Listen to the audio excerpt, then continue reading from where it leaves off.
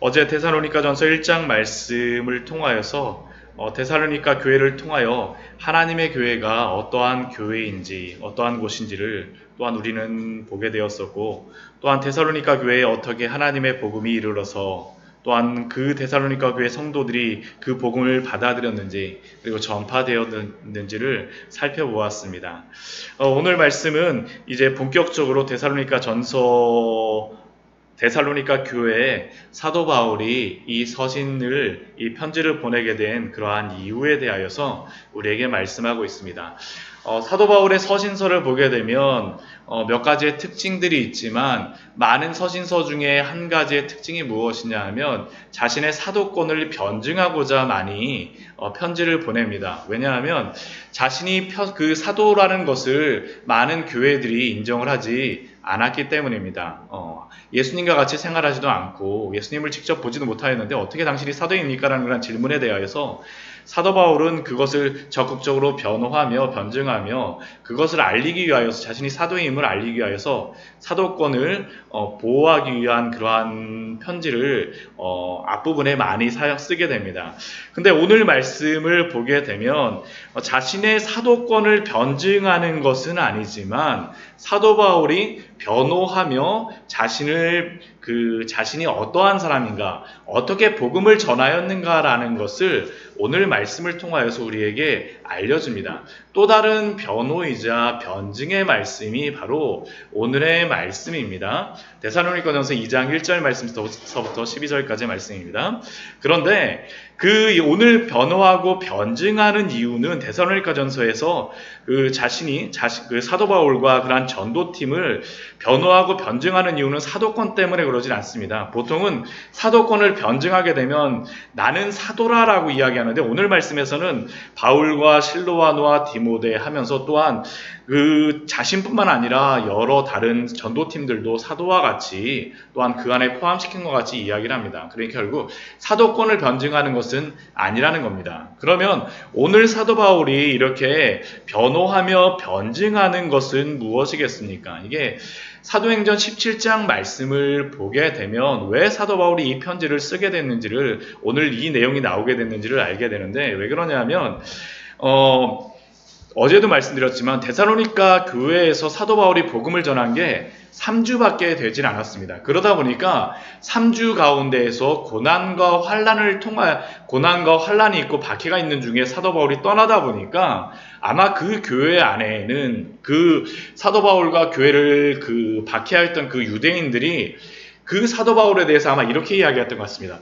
사도 바울을 봐라. 고난과 박해가 벌어지니까 바로 도망가지 않느냐. 복음을 전하러 온 것이 아니라 그의 이익을 취하기 위하여서, 어떠한 무엇인가를 취하기 위하여서 너희 교회에 왔었고, 너희가 그러니까 사도 바울을 인정하고 사도 바울이 전하는 그 말을 듣는 것이 아니라 우리의 말을 듣는 것이, 유대교에서 전하는 그 하나님을 믿는 것이 옳다라는 그러한 이야기를 이야기하였었고, 그러한 이유 때문에 오늘 사도 바울은 여러 가지 변증, 자신이 전하였던 복음이 무엇인가, 자신이 전하는 것이 무엇인가에 대해, 자신이 사역하였던 것이 무엇인가에 대해서 이야기를 합니다. 오늘 세 가지 정도를 가지고 사도 바울이 변증을 합니다. 첫 번째 변증하는 것은 무엇이냐면, 고난과 환난 속에서도 하나님의 복음의 위탁함을 받아서 자신이 복음을 힘있게 전하였다라는 것을 1절과 4절 말씀을 통하여서 우리에게 알려줍니다. 1절 말씀을 보면 우리가 너희 가운데 들어간 것이 헛되지 않은 줄 너희가 친히 아나니, 그 사도 바울이 전하였던 그 복음이 헛되지 않은 그러한 이유가 무엇입니까? 데살로니가 교회가 세워졌다는 것이죠. 데살로니가 교회의 성도들이 부흥하고 또한 그들이 많이 모인다라는 것, 그들이 있다라는 것만으로서 그 사도 바울이 전하였던 그 복음이 헛되지 않습니다. 그런데 그 사도 바울이 전하였던 그 때가 언제입니까? 2절 말씀을 보면 빌립보에서 고난과 능욕을 당하는 가운데에서 하나님의 복음을 이 데살로니가 교회에 전하였다라고 우리에게 말씀합니다. 사도행전 17장에서 데살로니가 교회에 그러한 사건이 나지만 16장 말씀을 보게 되면 빌립보에서 먼저 복음을 전하고 그 다음에 데살로니가 교회로 가서 복음을 전합니다. 그런데 이 빌립보 교회에서 있었던 일이 무엇이었습니까? 그 빌립보 교회에 가기 전에 사도행전 16장 말씀을 보면 그 하나님께서 원래는 그 사도 바울이 아시아 쪽으로 가고자 하고 또 비두니아 지방으로 이 위쪽으로 더 올라가려고 하는데 하나님께서 막으십니다. 예수의 영이 허락하지 않으시니라라는 그러한 말씀이 있습니다. 그런데 그때 어떠한 일이 벌어집니까? 무시아라고 하는 데에서 드로아로 내려왔을 때 밤에 환상이 사도 바울에게 나타나죠. 그래서 그 환상을 통하여서 사도 바울에게 말하였던 것이 무엇입니까? 우리에게로 오라. 우리에게로 오라. 오라는 곳이 어디였습니까? 그 마게도니아로 건너와서 우리를 도우라라는 그러한 말이 바로 사도 바울에게 나타났던 그러한 환상이었습니다. 그래서 사도 바울은 그 환상을 보고 나서 하나님이 아시아 쪽이나 다른 지방으로 가는 것이 아니라 마게도니아 지방, 유럽 쪽으로 우리를 부르시는구나라고 믿고 사도 바울은 빌립보 지방으로 갔던 것입니다. 처음에 도착하였던 그 빌립보 지방. 그래서 그 빌립보에서 루디아를 만나서 복음이 잘 전해지는 것 같은데 어떻습니까? 거기서도 박해를 만나게 되죠. 그 귀신 들린 한 여종이 계속 따라다니면서 사도 바울을 그 사역을 좀 방해를 하니까 어떻습니까? 그 귀신을 쫓아내줬는데 그 여종의 주인이 예전에 아마 여종이 귀신이 들려져갖고 여러 가지 것들을 용하게 맞춰주고 막 그랬던 것 같습니다. 근데 그것을 고쳐주고 나니까 돈을 벌 수 없으니까 사도 바울을 고발하였고 감옥에 잡혀가서 사도 바울과 실라가 옷벗김을 당하고 심하게 채찍질을 당하였다라고 기록을 하고 있습니다. 그러한 고난과 환난을 당하였었는데 사도 바울이 어떻게 합니까? 툴툴 털고 일어나서 갔던 곳이 바로 이 데살로니가 지역이었습니다. 이러한 고난과 능욕 속에서도 그럼에도 불구하고 사도 바울이 이곳에 왔던 이유는 무엇입니까? 하나님의 복음을 너희에게 전하기 위하여서. 우리가 사람을 보고 복음을 전하는 것이 아니라 하나님의 복음이기 때문에. 그래서 3절 말씀은 그들에게 무엇이라고 얘기합니까? 간사함이나 부정해서 우리가 무엇인가를 너희를 속이거나 아니면 부정한 일을 행함으로 말미암아, 귀부인들이 나오는데 부정한 일들을 행함으로 말미암아, 아니면 속임수를 통하여서 너희에게 전하였던 것이 아니라 그 권면의 복음이 아니라 그 복음은 어떤 복음이라는 것입니까? 우리 2장 4절 말씀 같이 한번 읽어보겠습니다. 오직 하나님께 옳게 여기심을 입어 복음을 위탁받았으니 우리가 이와 같이 일함은 사람을 기쁘게 하려 함이 아니요 오직 우리 마음을 감찰하시는 하나님을 기쁘게 하려 함이라. 이 복음의 시작이 누구 때문입니까? 하나님으로부터요. 하나님으로부터 복음을 위탁받았기 때문에 사람의 간사함이나 부정이나 속임수가 아니라 사람을 기쁘게 하려는 것이 아니라 사람의 마음을 맞춰주려 하는 것이 아니라 하나님을 기쁘게 하기 위하여서 우리의 마음을 감찰하시는 하나님을 기쁘게 하기 위하여서 그들에게 복음을 전하였다라는 겁니다. 결국 우리의 이익 때문이 아니라 하나님의 복음을 위하여서 우리가 전하였는데 왜 우리가 너희를 속이냐라는 것이 바로 1절서부터 4절까지의 말씀에서 사도 바울이 변증하는 그러한 내용입니다. 또 우리 5절서부터 우리 8절까지의 말씀에서는 사도 바울이 전하였던 그 복음이 어떠한 복음이라고 말합니까? 유순한 자가 되어 유모와 같이 복음을 전하였다라고 이야기합니다. 7절 말씀에서 유모가 자기 자녀를 기름과 같이 복음을 전하였다라고 말합니다. 5절 말씀에 그렇게 이야기하죠. 우리가 복음을 전할 때 아첨하는 말이나 탐심의 말을 쓰지 아니한 것을 하나님이 증언하시느니라. 하나님이 이것을 다 보고 계신다라는 겁니다. 그래서 사람에게 영광을 구하지 않고 오직 하나님의 영광을 위하여서, 그러다 보니 하나님의 영광을 위하여서 하다 보니 어떻게 사도 바울이 복음을 전하였습니까? 그리스도의 사도로서 마땅히 권위를 주장할 수 있으나 자신이 사도이기 때문에 나는 사도야, 나는 사도로서의 권위가 있어 라고 하면서 이렇게 막 권위적으로 복음을 전하는 것이 아니라 자신의 어떠한 것을 전하면서 막 억지로 전하는 것이 아니라 어떻게 합니까?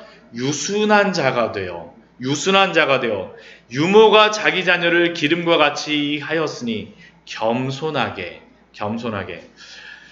우리가 어머니가 되어지게 되면 어떻게 행합니까? 나는 엄마야 하면서 엄마니까 너가 밥 차려와.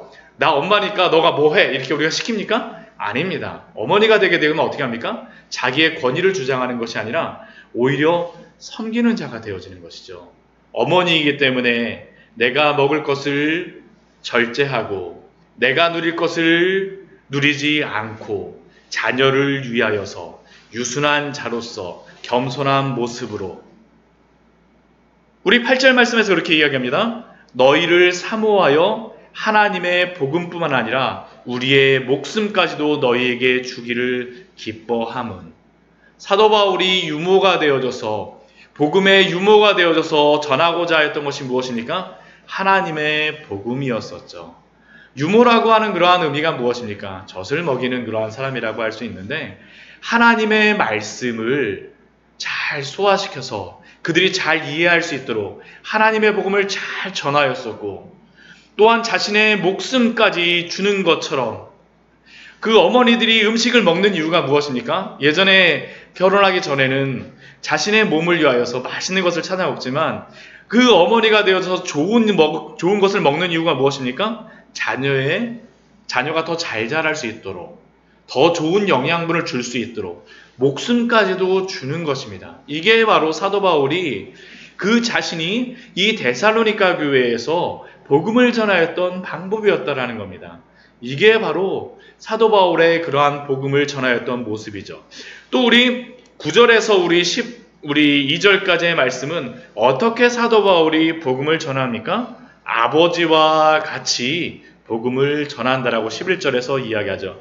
우리가 너희 각 사람에게 아버지가 자기 자녀에게 하듯이 아버지로서 복음을 전합니다. 그 앞에서는 어머니로서 복음을 전하였다라면 뒤에서는 아버지로서. 그래서 어떻게 합니까? 9절 말씀을 보면 우리의 수고와 애쓴 것을 너희가 기억하리니 우리가 수고하고 애쓴 것을 너희가 다 기억하지 않느냐? 어떻게 그렇게 수고하며 애썼습니까? 밤낮으로 일하면서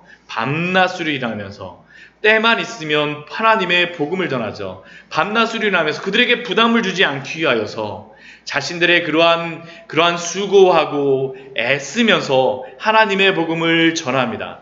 또한 그러면서 밤낮으로 일어나면서 그들이 행하였던 그러한 것이 무엇입니까? 거룩하고 옳고 흠없이 행하였습니다. 우리 10절 말씀을 보면 우리가 너희 믿는 자들을 향하여 어떻게 거룩하고 옳고 흠없이 행하였는지를 아버지가 그렇지 않습니까? 아버지가 그 자식들에게 올바른 모습을 보이기 위하여서 어머니는 자녀를 잘 보살피고 다독이는 거라 그러면 아버지는 바른 모습을 보여줌으로 말미암아 키우는 것과 같이 사도 바울은 그 밤낮 일하고 힘든 가운데에서도 하나님의 복음을 전하는 것 속에서도 입으로만 전하였던 것이 아니라 거룩한 삶을 통하여 옳고 또한 흠없이 행함을 통하여서 그들이 복음을 전하였다는 것입니다. 그렇게 우리가 행하였음을 너희가 알지 않느냐, 증인이지 않느냐, 하나님도 그러하시도다라고 말하죠. 그리고 11절 말씀에서 그러한 사도 바울의 복음 전하는 모습이 바로 아버지와 같이 아버지로서 어떻게 합니까? 자기 자녀에게 권면하고 위로하고 경계하노니 사도 바울은 아버지로서 권면합니다. 참된 진리가 무엇인지 바른 것이 무엇인지를 분명히 알려주었었고 또한 그 힘없고 또한 여러 가지로 상처받은 영혼을 향해서는 어떻게 합니까? 아버지가 위로하여 주시니 위로하였었고 잘못된 것에 대해서는 분명히 경계하고 경고함으로 말미암아 복음을 전하였다는 겁니다. 그러므로 말미암아 사도 바울이 원하였던 그 데살로니가 교회 성도들에게 원하였던 그러한 모습이 무엇입니까? 우리 12절 말씀 같이 읽도록 하겠습니다. 이는 너희를 부르사 자기 나라와 영광에 이르게 하시는 하나님께 합당히 행하려 함이라. 그 복음 전함을 통하여서 하나님의 말씀, 위탁받은 그 복음을 그 위탁받음으로 말미암아 유모와 같이 아버지와 같이 복음을 전함으로 말미암아 그 하나님이 부르신 그 데살로니가 성도들을 그 나라와 영광에 이르게 하는, 합당하게 행하게 하는 자들로 세울 수 있도록 사도 바울이 복음을 전하였다라는 겁니다. 오늘의 말씀을 통하여서 우리가 알 수 있는 것이 무엇이겠습니까? 먼저 사도 바울이 이렇게 자신을 변호하기 위하여서 어떻게 데살로니가 교회에 복음을 전하고 사역을 행하였는지를 말하고 있지만, 교회 안에서 어떻게 리더로서, 또한 어떻게 목회자로서, 또한 어떻게 우리가 교회 안에서 목회자뿐만 아니라 또한 셀 리더라던가 아니면 순장이라던가 여러 가지 목자라던가 여러 가지 것들을 가지고 섬기고 있는데, 그러한 모습들 가운데에서 어떻게 섬길지를 우리에게 알려주고 있습니다. 참된 리더가, 참된 그 앞에 선 사람이 어떠한 모습으로 살아야 되고 어떠한 모습으로 섬겨야 되는지를 우리에게 알려줍니다. 하나님의 복음을 받은 자는 어떻게 행해야 됩니까? 복음을 위탁받은 자로서, 하나님의 복음이기 때문에 사람들을 기쁘게 하는 것이 아니라 하나님을 기쁘시기 하기 위해서 해야 된다는 거죠.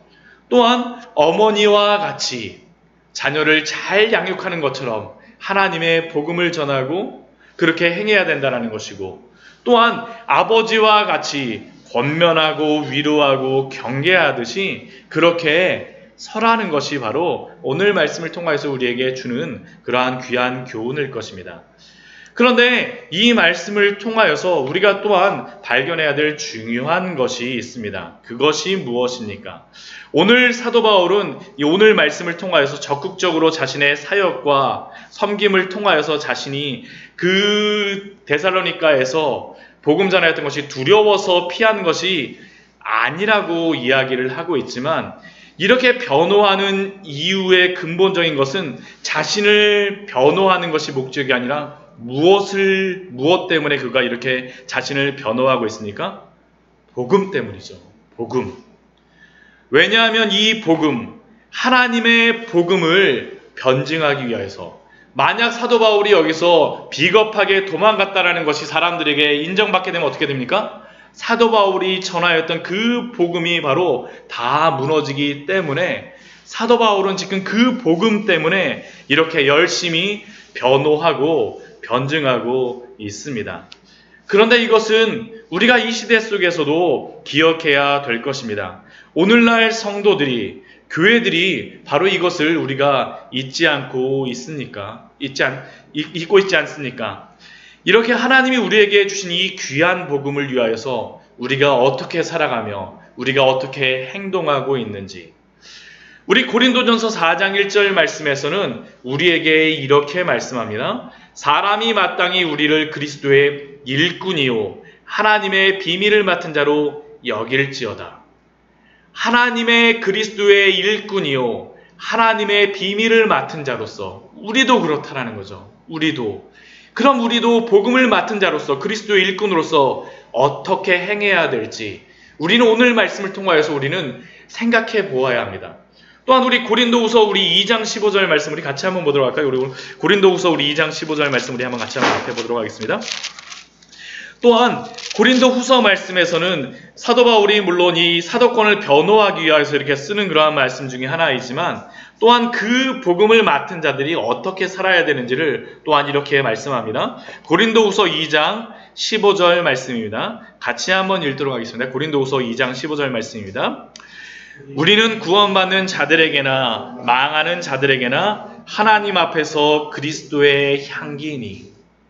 사도 바울이 유모로서, 아버지로서 하나님의 복음을 위탁받았다는 것은 그리스도의 향기, 아름다운 향기를 전하기 위하여서 했다라는 것이죠. 바로 이것이 그가 복음을 받고 나서 행하였던 것입니다. 우리도 동일합니다. 우리의 삶 속에서 그리스도의 향기로서 우리가 어떻게 행하고 있습니까? 우리 고린도 후서 우리 뒤에 3장 2절 말씀을 보게 되면 또한 우리에게 이렇게 말씀합니다. 우리 고린도후서 3장 2절과 3절 말씀 우리 같이 한번 읽도록 하겠습니다. 같이 읽겠습니다.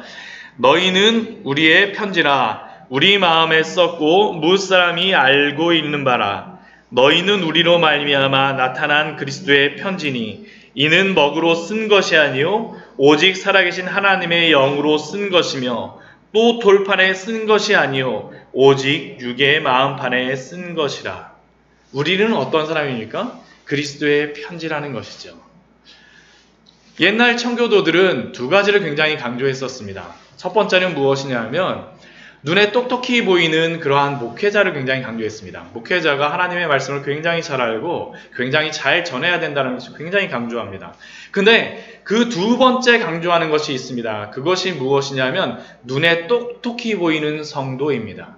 목회자만 눈에 똑똑히 보이는 것이 아니라 세상 속에서 하나님의 편지로서 눈에 똑똑히 보여져야 된다는 거죠. 우리가 어제 말씀을 통해서 우리가 보았던 것이 무엇입니까? 데살로니가 교회 성도들을 통하여서 소문이 퍼진 것과 같이 그리스도의 편지로서 똑똑히 보여져야 된다는 겁니다. 그래서 그곳이 어떤 것입니까? 언덕 위의 교회를 청교도들이 굉장히 강조합니다. 언덕 위의 교회. 눈에 잘 보이는 교회. 모든 사람들이 다 보고 이것이 하나님의 성도들의 삶이구나라는 것을 눈에 보이게 살아야 된다는 것입니다. 오늘 사도 바울이 우리에게 보여주는 귀한 교훈이 바로 그것이 아닙니까?